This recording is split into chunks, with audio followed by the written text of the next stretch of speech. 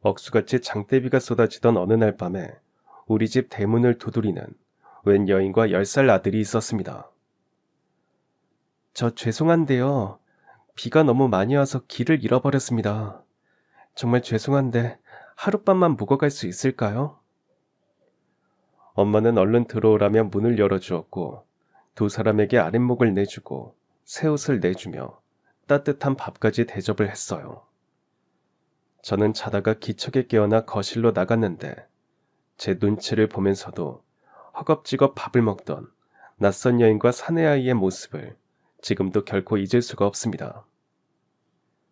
어린 마음에도 알 수 없는 불안함이 스멀스멀 제 발목을 붙잡는 것 같았고 묘하게 기분이 나빴던 첫인상 때문인지 밤에 악몽까지 꿨습니다. 그 비오는 날 밤이 엄마가 그들에게 베푼 작은 선의가 불행의 시작이며 전조가 될지를 그땐 몰랐어요. 아니, 그들이 부모님과 제 인생을, 우리의 운명을 송두리째 바꿔버릴 줄 그땐 정말 몰랐습니다. 제가 기억하는 어린 시절은 항상 집에 웃음꽃이 만발했어요. 부모님은 중매로 만나 석 달 만에 결혼을 하셨다는데 금술이 참 좋았습니다. 아버지는 술이나 담배는 일절 하지 않으셨고 듬직하면서도 정직하고 성실한 분이셨어요. 엄마는 살짝 귀염상이셨는데 유머나 재치도 넘치고 사교성도 좋아서 늘 주변 사람들을 웃게 만드셨죠. 화끈하고 무슨 일이든 통 크게 앞장서는 해결사 노릇을 하신 편이라 엄마를 아는 사람들은 항상 믿고 의지하고 따랐습니다. 처음 두 분이 결혼할 당시만 해도 워낙 가난했고 양가 부모님들도 일찍 돌아가신 탓에 어디 하나 기댈 곳도 없었답니다. 그때까지 타지에서 돈을 버느라 앞만 보고 달려갔던 두 분은 젊어서 고생은 사서도 한다는 말을 되새기면서 자신들이 모아둔 돈을 탈탈 털어 중고 트럭 한 대를 사셨대요. 아버지 고향 마을에서 이웃분들이 정성껏 농사지은 채소들을 사다가 트럭에 싣고 도시 아파트를 다니면서 저렴하게 팔았답니다. 젊은 부부가 싱싱하고 좋은 물건을 깨끗하게 손질해서 선보이니까 사람들은 믿고 거래를 했고 부모님은 큰 수익을 남기지는 못해도 양심 속이지 않고 하루하루 최선을 다해 사셨대요. 비록 반지하 단칸방에서의 신혼생활이었지만 언젠가는 과수원도 하고 농장도 하는 꿈을 꾸면서 돈이 모이면 최소한의 생활비만 남기고 모두 시골에 땅을 사셨답니다. 부모님은 가끔 그 시절을 회고하셨는데 몸은 고단하고 가난했지만 함께해서 좋았고 인생이라는 돌탑을 힘을 합쳐 쌓아올리는 날들에 늘 감사했대요. 그러던 어느 날 부모님이 조금씩 사두셨던 땅 주변으로 개발 계획이 발표되면서 땅값이 하늘 높은 줄 모르고 뛰어오르기 시작했습니다. 부모님도 어안이 벙벙하여 꿈인가 생시인가 하셨대요. 여기저기서 땅 소유주인 아버지께 팔라고 전화가 빗발치고 서울에서 직접 찾아오는 사람들도 많았습니다. 부동산에서는 좀 더 가격이 오를 수도 있으니까 몇 달 더 지켜보자고 은근히 부추기기도 했지만 부모님은 더 욕심을 부리는 것은 아니라고 생각하셨고 이미 당신들의 계획보다 훨씬 빨리 꿈을 이룰 수 있게 된 것에 감사하면서 그리고 열심히 살다 보니 이런 행운도 찾아온다고 생각하면서 아주 좋은 가격에 땅을 처분하셨습니다. 그 길로 두 분은 아버지 고향으로 내려오셨고 땅을 일구고 집을 짓고 과수원과 농장을 하시면서 새로운 출발을 하셨어요. 아버지 고향이라고는 하지만 이미 오래전에 일가 친척들은 도시로 나가서 동네 어르신분들만 남아있었죠. 그래도 아버지가 태어나서 자란 곳이기에 터를 잡기에 안성맞춤이라고 생각하셨고 아버지의 어린 시절을 기억하시는 어르신들을 살펴드리면서 지금까지 그래왔듯 앞으로도 최선을 다해 살아보자고 결심하셨대요.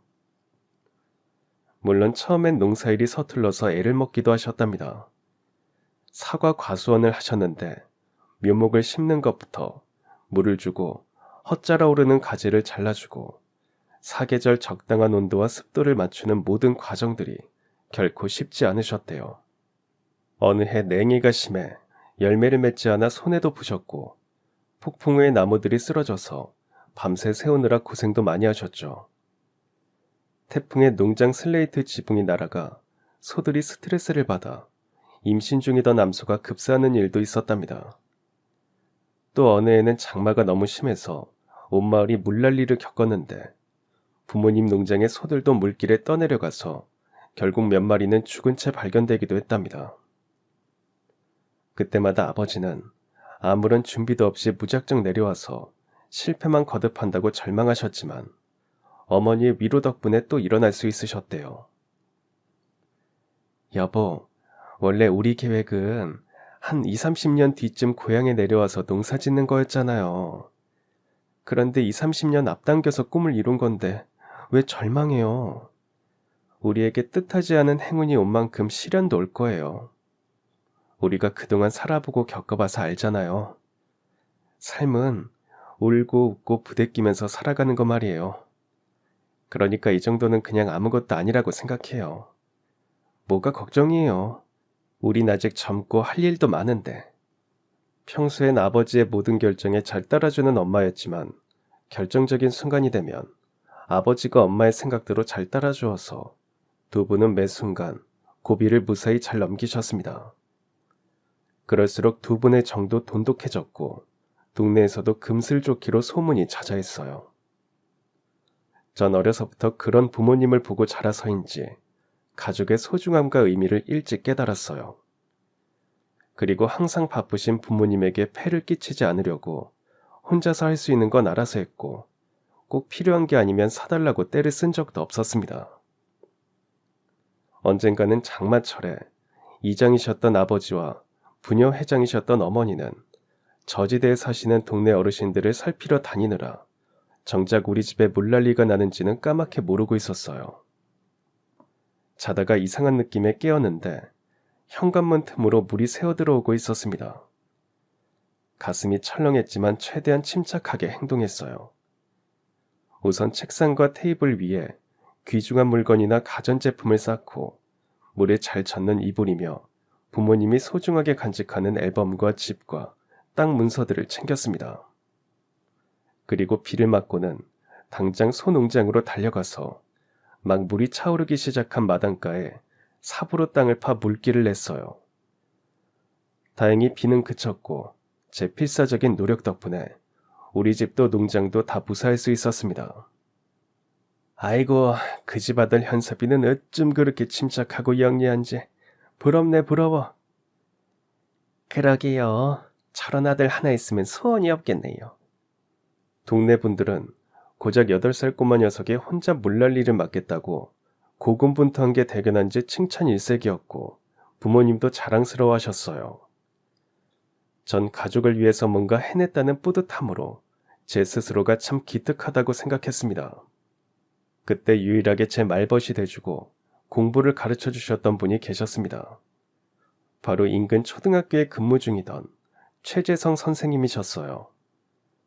서울에서 오셨는데 동네에 계실 곳이 마땅치 않으신 탓에 우리 집 별채에서 자취를 하셨어요.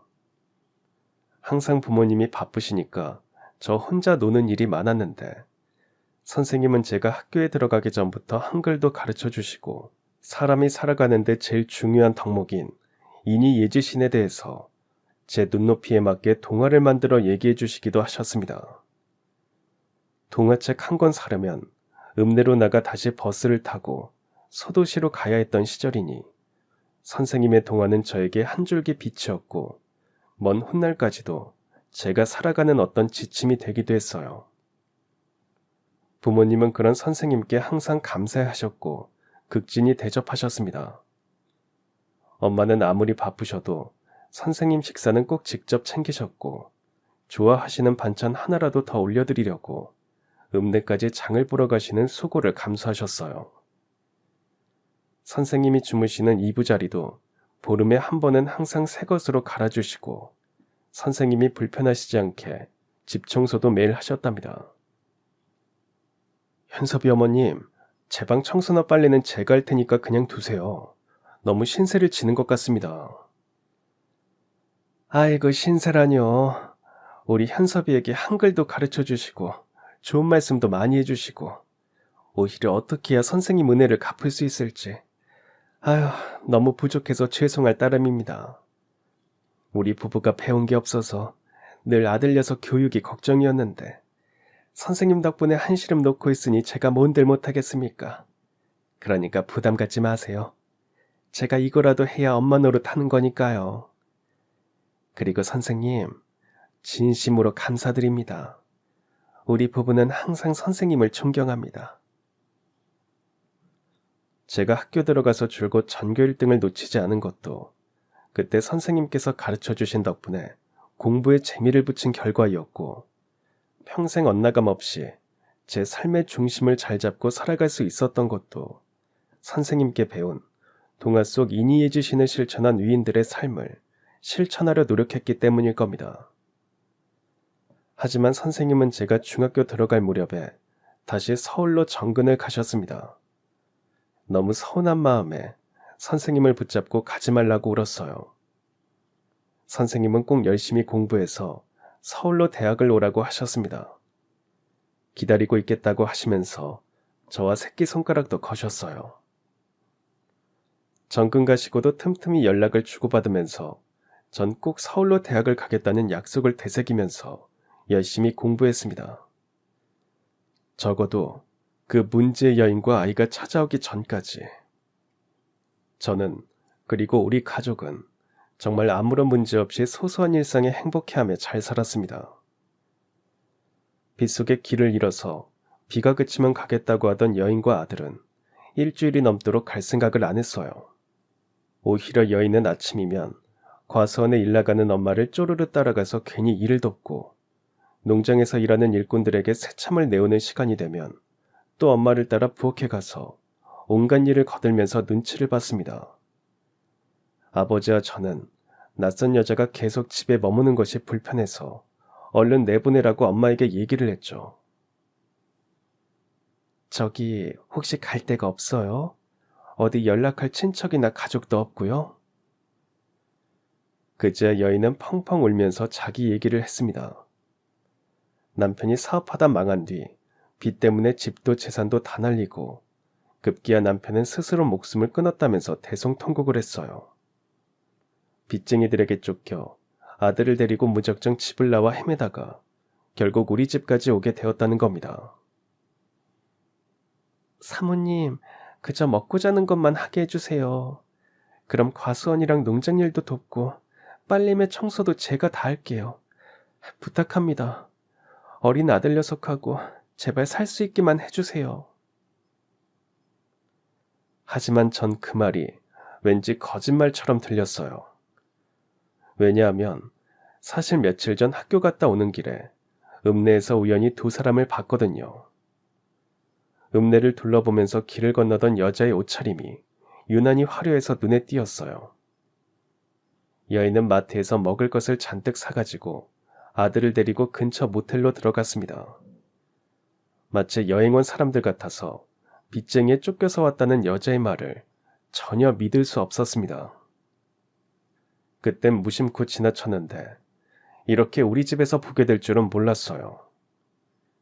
아버지와 전 그 여자와 아들을 내보내라고 했지만 엄마는 오갈 데 없는 사람을 내치는 건 인간적 도리가 아니라면서 별치에 머물게 하자는 겁니다. 과수원이나 농장 일을 돕는 게 생각보다 만만치 않기 때문에 저러다 언젠가는 또 떠날 거라고 하셨어요. 암튼 정 많고 남에게 퍼주는 것을 좋아하는 우리 엄마를 누가 당하겠어요. 그런 엄마의 여린 구석을 파고든 여자와 아들은 우리 집 별채에서 살게 되었습니다. 여인은 이천에서 와서 이천댁, 그의 아들은 저와 동갑이었는데 이름이 정민우였어요. 이천댁은 싹싹하고 부침성도 있고 엄마가 시키지 않아도 알아서 과수원 일이며 농장의 소유물을 삶아서 사료에 섞어주는 일을 척척 해냈습니다. 일꾼들 새참 만드는 것도 설거지도 후딱 해치웠어요.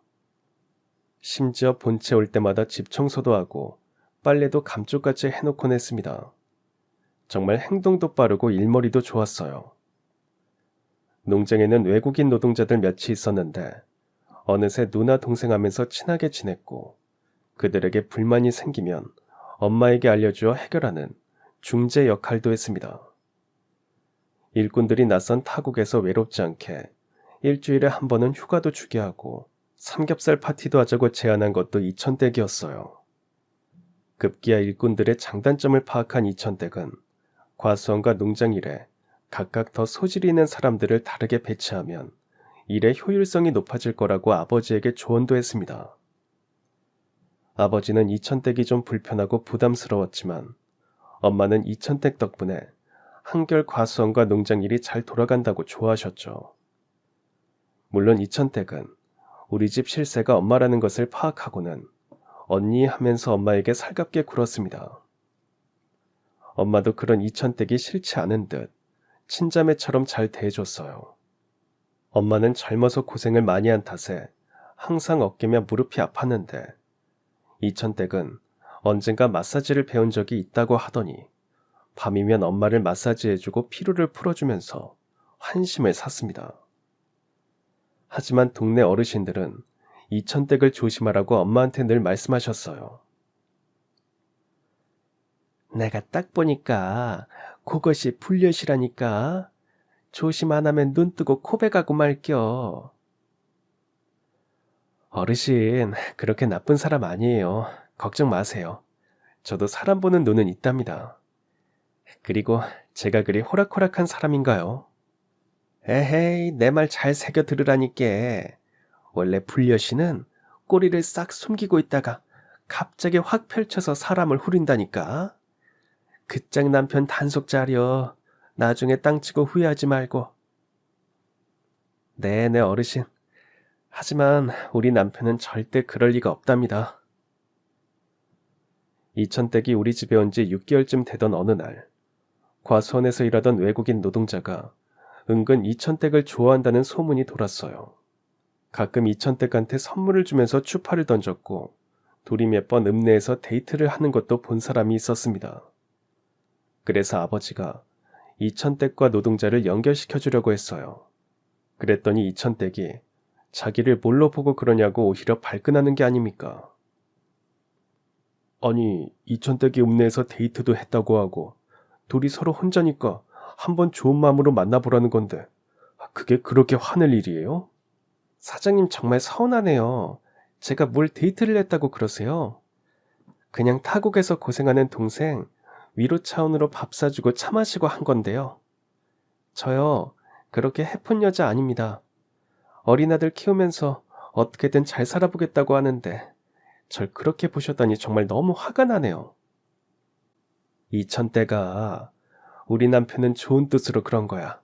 오해 풀고 마음도 풀어. 그래도 언니, 서운한 건 서운해요. 저 사장님께 정식으로 사과받으면 풀게요. 이천댁이 당장 짐 싸서 나가겠다고 하니까 엄마는 어서 사과하라고 아버지께 눈짓을 하고 아버지는 마지못해 사과를 했습니다. 옆에서 보고 있던 저는 이천댁에게 쩔쩔매는 아버지나 그저 좋기만 생각하는 엄마의 모습에 화가 났고 어느새 주객이 전도된 것 같아서 정말 어이가 없었어요. 엄마는 아버지의 사과에도 불구하고 혹여 이천댁이 마음 상했을까봐 월급을 올려주는 것으로 타협을 했어요. 이천댁은 자신을 무시하지 않으면 선을 넘지 않는 사람이라면서 이번만 참고 넘어가겠다고 큰 소리까지 치는 겁니다. 어느 날 바람처럼 찾아와서 어느새 우리 집을 점령해버린 이천댁이 저는 무슨 벌레처럼 불쾌하고 정말 싫었습니다. 그런 이천댁이 가장 소중하게 생각하면서 벌벌 떠는 존재가 바로 아들 민우였어요. 민우는 제가 다니는 중학교로 전학을 왔고 공교롭게도 저와 같은 반이 되었습니다. 도시학교에 다니다가 와서 그런지 시골 학교에 잘 적응하지 못했어요. 전 중학교 들어가서도 항상 전교 1등을 놓치지 않았습니다. 이천댁은 제가 어떤 문제집을 보는지 어떻게 공부하는지 호시탐탐 훔쳐봤어요. 전학 오고 첫 시험에서 완전 망친 민우는 학교에 가기 싫다고 밥도 안 먹고 떼를 썼습니다. 이천댁은 저에게 공부 비법을 좀 가르쳐주라고 했지만 거절했어요. 그런데 이천댁이 엄마를 어떻게 구워 삶았는지 민우에게 공부 비법을 가르쳐 주라는 거예요. 정말 기가 차고 화가 났습니다. 엄마, 공부는 자기가 알아서 하는 거야. 비법이라는 것도 다 자기에게 맞게 만든 건데, 난 비법을 그냥 갖다 쓰는 건 도둑질이나 마찬가지라고. 절대 안 돼. 절대 못 해. 평소 착하고 마음 넓은 우리 아들이 왜 유독 민우한테만 저럴까? 난 안 착해. 그리고 내가 어떻게 만든 비법인데 함부로 가르쳐줘? 절대 안 돼. 너 최재성 선생님이 뭐라고 하셨어?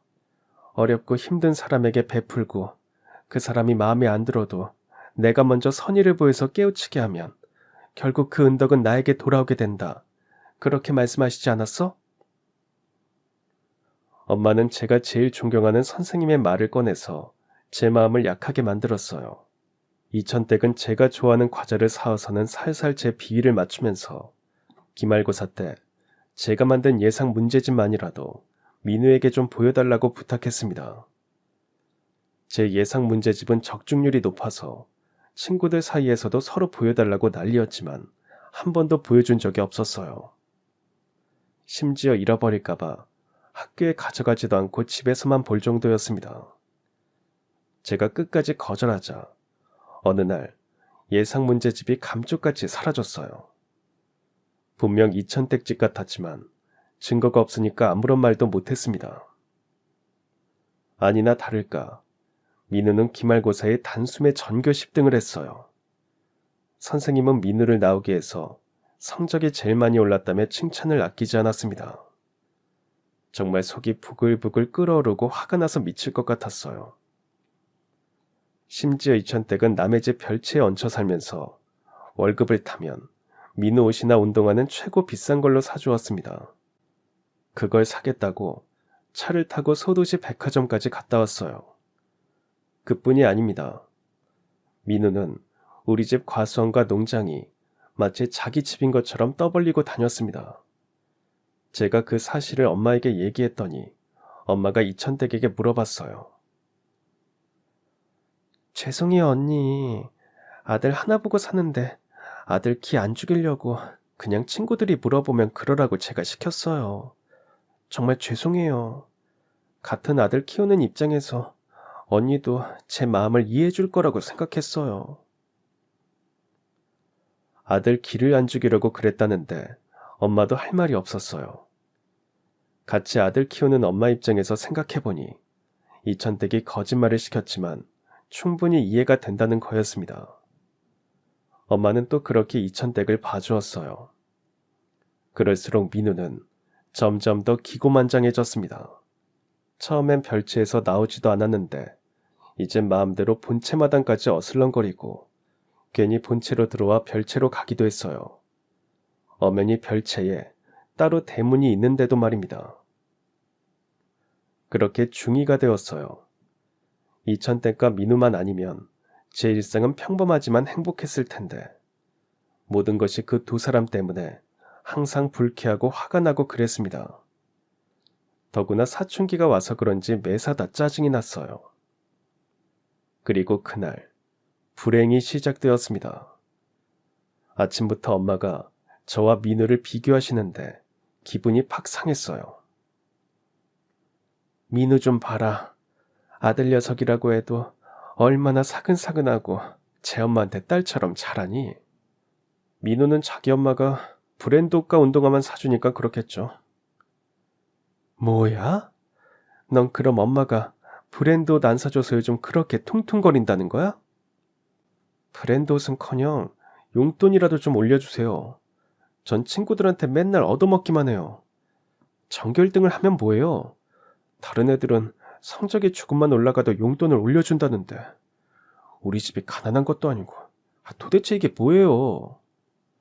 넌 용돈 받으려고 공부하니? 공부 잘하는 거 그게 엄마 아빠 위해서 그러는 거야? 다 나중에 너 좋은 대학 가고 너 잘 되는 거잖아. 이 녀석이 어디서 공부 좀 한다고 유세야? 그리고 돈은 있을 때 아끼는 거야. 제 분수 거 쓰는 거라고. 그럼 엄마가 그렇게 칭찬하는 민우는 지 분수도 모르고 저러는데 그건 괜찮아요? 뭐야? 너 계속 엄마 말에 따박따박 말대꾸 할 거야? 전 처음으로 엄마에게 대들었어요. 엄마와 말싸움을 한 것도 아마 그때가 처음이었을 겁니다. 그날 엄마는 다른 동네 부녀 회장들과 칠순 맞으신 어른들의 합동 잔치상을 차리는 문제로 회의를 하기 위해 읍내에 갔습니다. 그런데 밤늦도록 오지 않으셨어요. 다른 부녀 회장들 집에 연락을 했더니 회의를 마치고 식사를 한 뒤 각자 헤어졌다는 겁니다.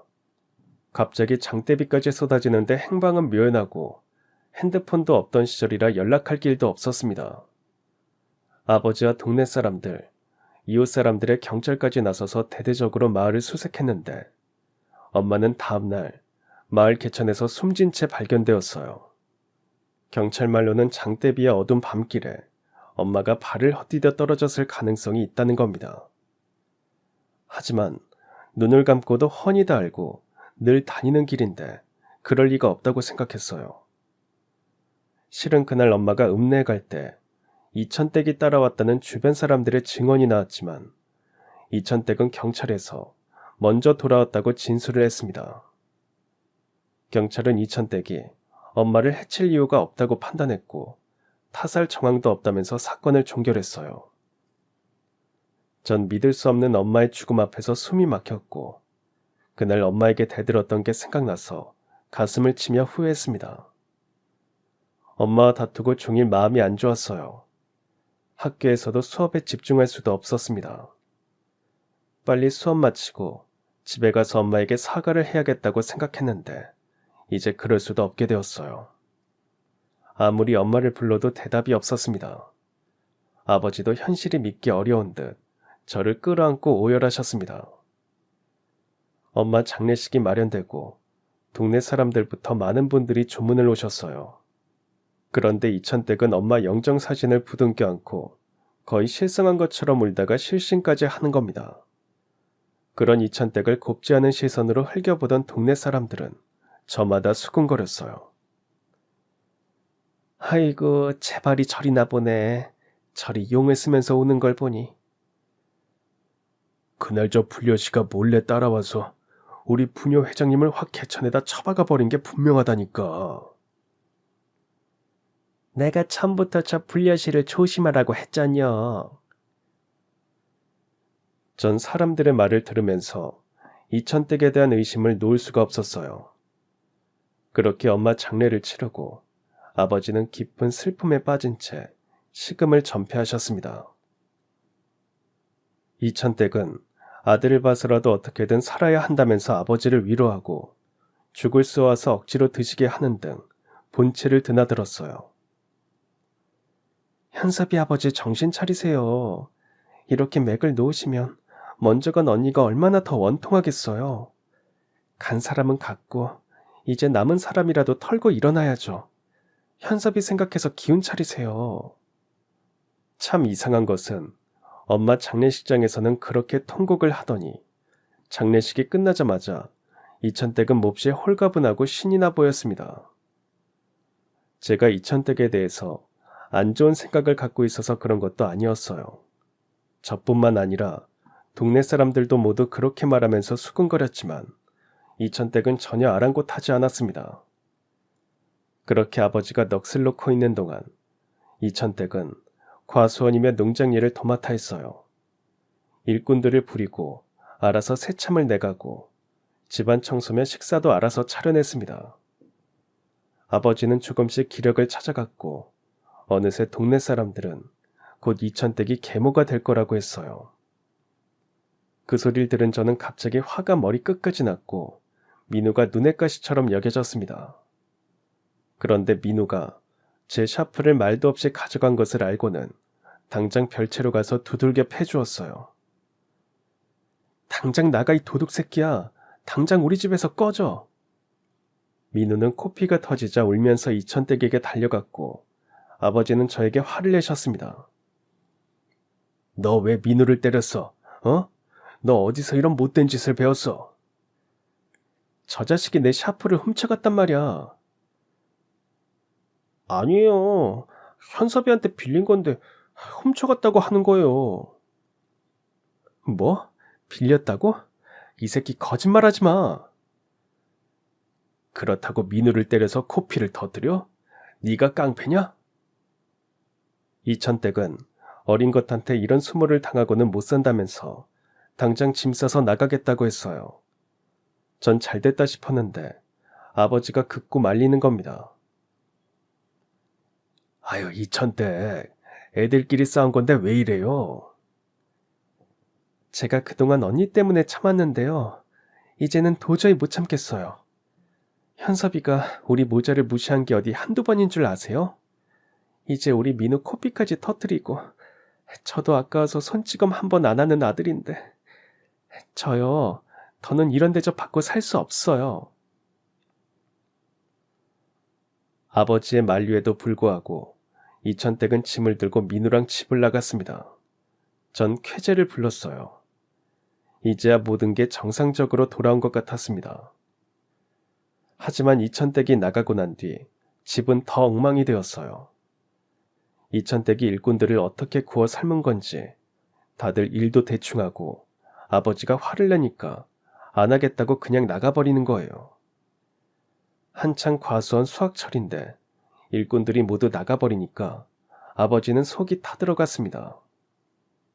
농장 일도 밀리고 소똥 치우는 거 하며 사료 주는 것도 혼자서 벅차고 게다가 청소며 빨래에 설거지거리도 잔뜩 쌓이기만 했어요. 제가 청소한다고 해도 역부족이었습니다.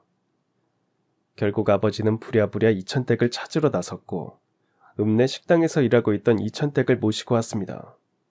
정말 정중하게 모시고 왔어요. 아버지는 이천댁과 민우에게 무조건 사과라고 저를 다그치셨습니다. 제가 싫다고 대들자 뺨까지 때리셨어요. 눈물이 핑 돌았습니다. 이제껏 한 번도 아버지에게 맞아본 적 없었는데 아버지는 이천댁과 민우를 붙잡아두기 위해서 절 때리셨습니다. 순간 비웃던 민우의 눈빛과 악녀의 미소를 짓던 이천댁의 눈빛을 전 잊을 수가 없었습니다. 전 끝까지 사과를 하지 않았어요. 아, 현섭 아버지 그만두세요. 제가 한 번 더 참고 그냥 넘어갈게요. 애가 공부만 전교 1등이지 도덕이나 예의는 전혀 모르네요. 정말 억장이 무너졌습니다. 그런데도 아버지는 이천댁에게 굽실거렸고 이천댁이 오자 일꾼들도 다시 와서 과수원 일을 했고 밀렸던 농장 일도 단숨에 해결됐습니다. 물론 집도 깨끗해졌고 예전처럼 모든 일들이 순조롭게 잘 진행되었습니다. 이제 아버지는 이천댁이 하자는 대로 무조건 따라했어요. 그리고 얼마 뒤 동네 사람들의 예언대로 아버지는 이천댁과 재혼을 했습니다. 저에게 단 한 번도 물어보지 않았어요. 적어도 아들인 저에겐 상의를 해야 하는 거 아닌가요? 이제 아버지는 저 따위는 안중에도 없었습니다. 불과 어머니가 돌아가신 지 6개월 만의 일이에요. 계모가 된 이천댁은 본색을 드러내기 시작했습니다. 제일 먼저 엄마 흔적이나 물건부터 전부 지우고 버렸어요. 저는 안 된다고 막아섰지만 아버지는 모른 척 했습니다.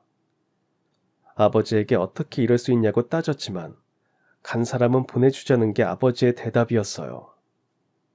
계모는 처음에는 아버지가 있는 데서 저를 챙기면서 좋은 계모인 척했고 동네 사람들의 의심의 눈초리를 무마시키려고 했습니다. 하지만 아버지가 자신을 믿는다고 확신하고 난 뒤에는 대놓고 절 찬밥 취급을 했습니다. 민우는 아버지에게 살갑게 굴면서 사랑을 독차지했어요. 심지어 저를 빼고 세 사람만 읍내에 나가서 외식을 하기도 했는데 그걸 본 동네 사람들이 아버지에게 대놓고 본처가 간 지가 얼마나 됐다고 그러냐고 할 정도였습니다. 계모는 동네 인심을 얻어보겠다고 비어있는 부녀 회장 자리에 도전을 했지만 단 한 표도 얻지 못했어요. 엄마를 기억하는 동네 사람들은 누가 먼저랄 것도 없이 계모를 외면했습니다. 그러다 보니 계모는 그 분노를 아버지에게 퍼부으면서 이사를 가자고 아버지를 달달 볶기도 했어요. 그러던 어느 날이었습니다. 아버지는 출산을 앞둔 암소를 보러 밤에 자전거를 타고 농장에 가다가 미끄러져 크게 다치셨습니다. 병원으로 옮겨졌지만 곧 폐혈증으로 돌아가셨어요. 엄마에 이어 아버지까지 몰아치는 불행에 저는 정신을 차릴 수조차 없었습니다. 아버지 장례식에서도 멍하니 아버지 영정사진만 보며 울기만 했어요. 계모는 오열하면서 실신을 하고 입원까지 했는데 조문객들은 모두 쇼라고 고개를 저었습니다.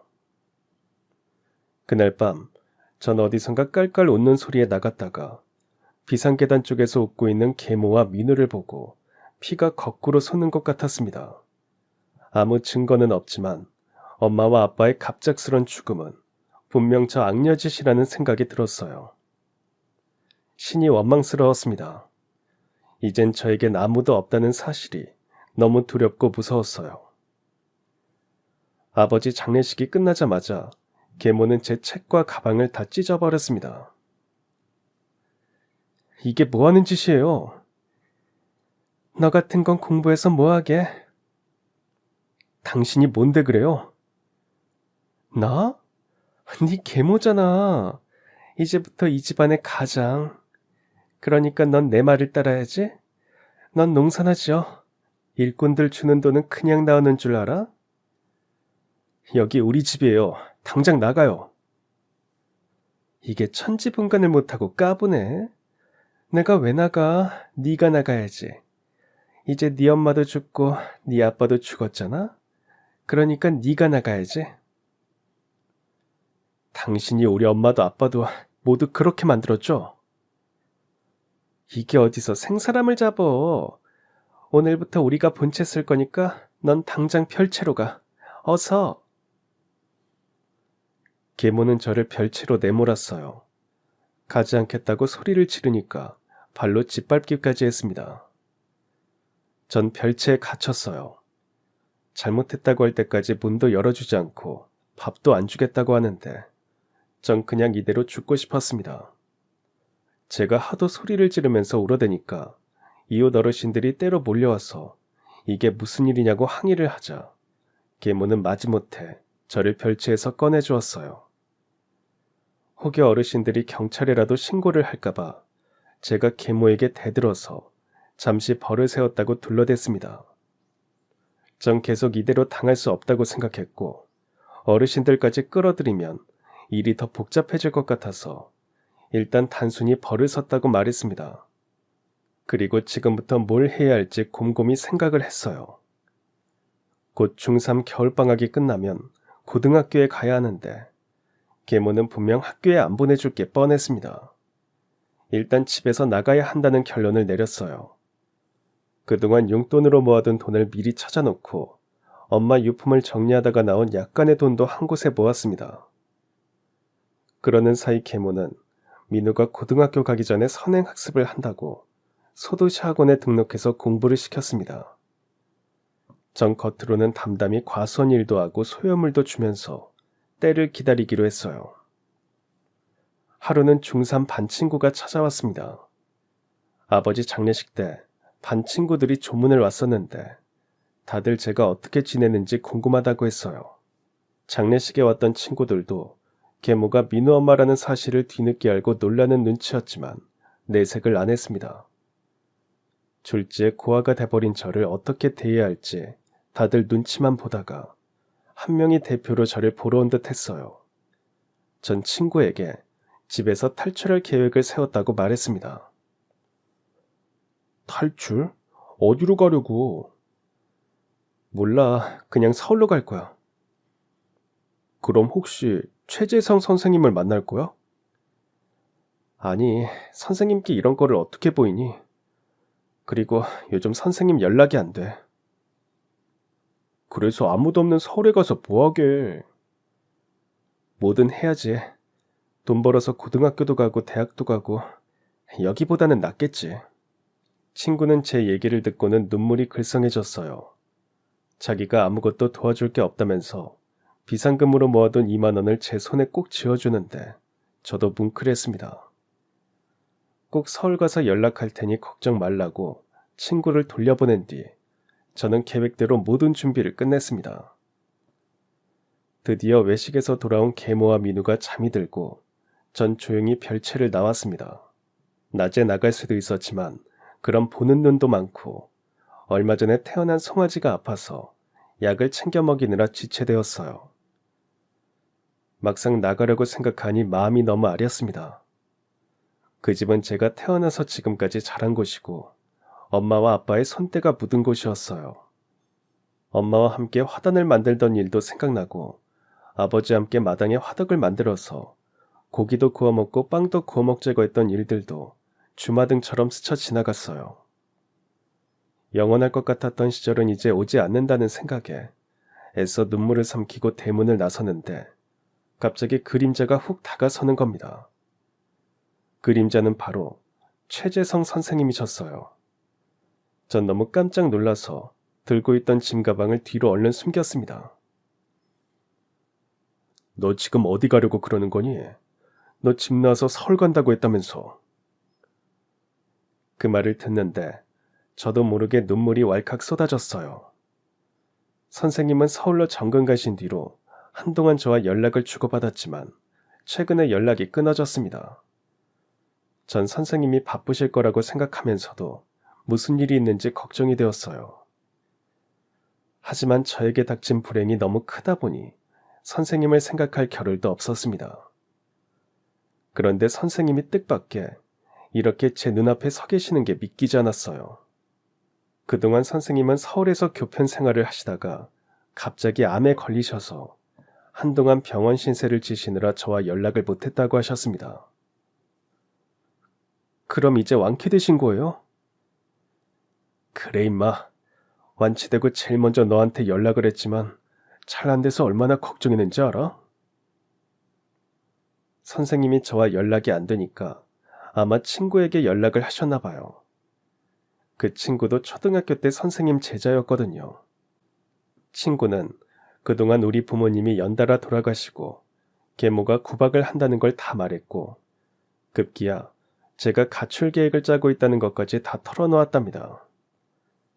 선생님은 그 소리를 듣고 깜짝 놀라 서둘러 내려오셨는데 마침 읍내에서 예전에 알고 지내던 부동산 사장님을 만나게 되었대요. 그 사장님 말이 계모가 과수원과 농장을 처분하려고 한다는 사실까지 듣고는 한달음에 달려오셨던 겁니다. 선생님, 정말 염치 없지만 저 좀 서울로 데려가 주세요. 갈 때 가더라도 제대로 따질 건 따지고 계산할 건 하고 가야지. 무슨 말씀인가 어안이 벙벙했는데 선생님은 비장한 모습으로 배를 눌렀습니다. 한밤중에 누구냐며 자고 있던 계모와 민우가 화를 내며 나왔어요. 아니 현섭이 너 이 밤중에 뭐 하는 거야? 그 가방은 뭐고? 이 사람은 또 누구야? 선생님은 자기 소개를 한 뒤 아주 차분하고 단호한 어조로 말씀하셨어요. 현섭이 아버지 돌아가시고 난 뒤에 유산 상속은 정확하게 하신 겁니까? 뭐예요? 당신이 뭔데 남 가정사의 간섭이야? 읍내 부동산에 과수원과 농장을 내놓으셨던데 뭐 유산을 처분하고 현섭이 몫을 정확하게 계산만 해주시면 저도 남의 가정사에 간섭하지 않을 겁니다. 계모는 오밤중에 거품을 물고는 선생님에게 대들었어요. 그러자 주무시던 동네 분들이 시끄러운 소리에 다들 깨어서 나와 보셨습니다. 동네 사람들이 다 나오자 계모는 상황이 불리해질 것 같아 불안한 기색이 역력했어요. 선생님은 오히려 기회라고 생각하고는 계모를 더 몰아붙였습니다. 그리고 전교 1등만 하는 애를 고등학교에 안 보내고 농사나 지으라고 하셨다면서요? 누가 그래요? 고등학교를 안 보낸다는 게 아니라 아버지 돌아가시고 현섭이가 충격이 심하니까 마음을 좀 추스르고 난 뒤에 보내려고 했어요. 네, 그럼 이렇게 하시죠. 현섭이 몫의 유산은 정확하게 정리해 주시고요. 그건 제 친구가 변호사라서 연락드릴 겁니다. 그리고 현섭이는 어차피 서울로 대학을 갈 실력이니까 이번에 제가 데리고 가서 공부를 시키겠습니다. 그리고 전 허락받으러 온 게 아니고 통보하는 겁니다. 전교 1등 하던 애가 계모 손에 구박받고 학교도 못 다닌다는 소문이 나는 것보다는 제가 데리고 가는 게 낫지 않을까요? 동네 사람들은 선생님에게 보내라고 옆에서 거들면서 계모를 성토했습니다. 잘못하다간 유산을 빼돌리고 애를 구박한 나쁜 계모로 낙인 찍힐 것 같았는지 결국 선생님 뜻대로 하기로 했어요. 그럼 내일 변호사가 오면 서류를 작성하시고 동네 분들이 모두 증인이시니까 딴소리 안 하시는 게 좋을 겁니다. 약속과 다르게 행동하면 즉시 경찰에 알릴 거니까요. 선생님 말이 끝나자마자 동네 사람들은 속이 다 시원하다면서 박수를 치며 좋아했습니다. 저도 눈물이 터졌어요. 부모님 돌아가시고 이 세상에 내 편은 하나도 없다고 생각하며 정말 막막했는데 이렇게 든든한 선생님이 짠 하고 영웅처럼 나타나서 모든 것을 해결해 주시니 꿈만 같았습니다. 그렇게 전 제 몫의 유산을 받았고 선생님과 함께 서울로 가게 되었어요. 전 선생님 집에서 살면서 고등학교에 들어갔고 선생님도 복직을 하셨습니다. 그리고 제가 미성년자이니까 선생님이 법정 후견인이 돼주셨어요. 물론 제가 받은 유산은 한 푼도 쓰지 않고 고스란히 은행에 넣어두셨습니다. 제가 성인이 될 때까지는 그대로 두라고 하시는 겁니다. 그때까지 학비와 생활비는 선생님이 대주시겠다고 하는데 어떻게 감사를 드려야 할지 몸둘 바를 몰랐어요. 선생님, 너무 감사하고 한편으로는 제가 이렇게 폐를 끼쳐도 되나 죄송스럽고 그래요.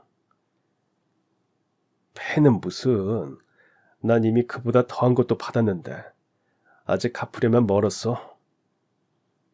네? 그게 무슨 말씀이신지. 난 이미 네 부모님께 넘치게 받았어. 선생님은 고아로 어렵게 자라셨대요. 삶 자체가 외롭고 쓸쓸하셨는데 그래도 이를 악물고 공부를 해서 선생님이 되었답니다. 하지만 교편 생활이 처음엔 잘 맞지 않으셨대요.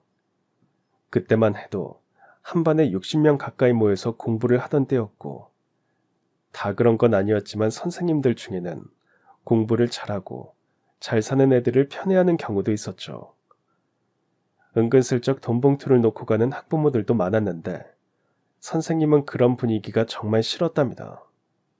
늘 봉투를 돌려주었고 가난하든 부자든 공부를 잘하든 못하든 편애 없이 공평하고 공정하게 가르친다고 했지만 선생님께 불만을 품은 몇 명 학부모들의 모함을 받기도 했답니다. 선생님은 수업 시간의 교재 외에도 애들이 꼭 알아야 하는 삶의 지침에 대해서는 별도로 가르쳐 주시기도 했고 답답한 교실보다는 때론 야외 수업을 하면서 애들에게 활력을 주려고 노력했지만 수업을 대충 했다는 오명을 쓴 채 결국 시골 학교로 정근을 오게 되었답니다. 선생님이 정근 오신 탓에 전 오히려 평생 은인을 만났지만요. 그때 선생님은 우리 집 별채에서 계셨는데 그 시절이 선생님 인생에서 가장 행복했다고 말씀하셨습니다. 다정하고 듬직하신 우리 아버지와 이것저것 세상 돌아가는 얘기를 하면서 술 한잔하고 함께 노래를 부르며 어깨동무를 하고 밤길을 걷고 어두운 밤에 과수원에 누워서 별을 보면서 잠이 들기도 하던 그 순간들이 정말 좋았답니다. 우리 아버지가 꼭 선생님 아버지 같고 형님 같아서 처음으로 가족이라는 것을 느꼈다고 했습니다. 우리 어머니가 아침 저녁 정성을 다해 차려주시는 밥상을 받을 때마다 너무 행복해서 눈물이 다 났대요. 이게 엄마 밥상이구나. 태어나서 처음으로 그런 걸 온 마음으로 알게 되셨대요. 추운 겨울날 퇴근하고 오면 늘 따끈하게 데워져 있던 아랫목에서 금방 찐 고구마를 넌지시 밀어주시면서 활짝 웃으시던 어머니의 미소는 잊혀지지 않는다고 했습니다. 어느 날 감기 몸살로 죽을 만큼 아팠을 때 엄마가 밤새 선생님 곁을 지키면서 간호해 주시던 그 정성에 감동했고 엄마의 정에 대해서도 그때 알게 되었다고 했어요. 만약 다시 태어난다면 이렇게 좋으신 부모님의 아들로 한번 살아봤으면 하고 기도하곤 했답니다. 그래서 저도 남 같지 않았다고 했어요. 전 선생님 말씀을 들으면서 새삼 우리 부모님은 참 훌륭하신 분들이구나 알게 되었습니다. 그리고 어쩜 선생님과 부모님은 전생에 가족이 아니었을까 상상도 했어요. 이제 내가 부모님께 받은 거 보답할 차례야. 물론 반의 반도 못하겠지만 현섭이 네가 잘 따라와 주면 좋겠다. 우리 잘해보자. 잘 살아보자. 부모님의 진심을 잊지 않고 저를 기꺼이 맡아주신 선생님께 정말 감사하면서 전 열심히 공부했고 기대에 어긋나지 않게 명문대 법대에 합격했습니다. 그리고 졸업과 동시에 사법고시도 패스했고 검사로 몇 년 일하다가 로펌에 스카우트 되어서 변호사도 되었습니다. 그즈음 선생님은 암이 또 재발해서 학교를 그만두셨어요. 전 아버지의 유산과 로펌에 스카우트 되면서 받은 계약금을 합쳐서 선생님께 근사한 전원주택을 마련해드렸습니다. 그게 어떤 돈인데 이렇게 써? 안 돼, 그러지 마라. 제가 제 돈으로 몰라든 선생님이 왜 참견이세요? 이제부턴 제가 선생님께 보답할 차례니까 아무 소리 하지 마세요. 현섭아, 정말 고맙고 미안하다. 고마운 걸로 치면 제가 100배는 더 하고요. 미안한 걸로 치면 전 너무 죄송해서 할 말이 없답니다. 그러니까 선생님은 그저 병 다 나을 생각만 하세요. 아시겠죠? 사실 선생님이 여태 결혼을 안 하신 게 꼭 저 때문인 것 같아서 내내 마음이 안 좋았어요. 그러니까 앞으로는 무조건 전 선생님 아들 노릇을 해야 한다고 생각했습니다. 제가 결혼할 때 선생님은 기꺼이 혼주석에 앉아주셨고 상견례할 때도 저희 보호자로서 자리를 지켜주셨거든요. 아내도 선생님을 시아버지처럼 생각하고요. 우리 부부는 아무리 바빠도 일주일에 꼭 한 번은 내려와서 선생님 모시고 병원에도 가고 산책도 가고 밥도 직접 해드리곤 했습니다. 그렇게 제 정성이 통했는지 선생님은 고비를 무사히 넘기셨고 환갑을 맞으셨습니다. 그리고 우린 선생님을 아버지라고 부르게 되었습니다. 그렇게 불러드리는 게 맞다고 아내가 먼저 얘기를 했어요. 아버지는 우리가 손주를 안겨드린 날이 제일 효도한 날이라고 늘 말씀하십니다. 항상 핸드폰에 손주 사진만 잔뜩 담아놓고 눈에 진물이 나도록 보고 또 보세요. 전 앞으로도 아버지가 건강하게 오래 사시길 늘 기도하면서 아버지 함께 부모님을 그리워하면서 그리고 제 삶에, 제 일에, 제 가족에게 늘 최선을 다하면서 살아갈 생각입니다. 그럼 지금까지 사연 들어주셔서 감사합니다. 사연이 재밌으셨다면 구독과 좋아요 부탁드려요. 감사합니다. 안녕히 계세요.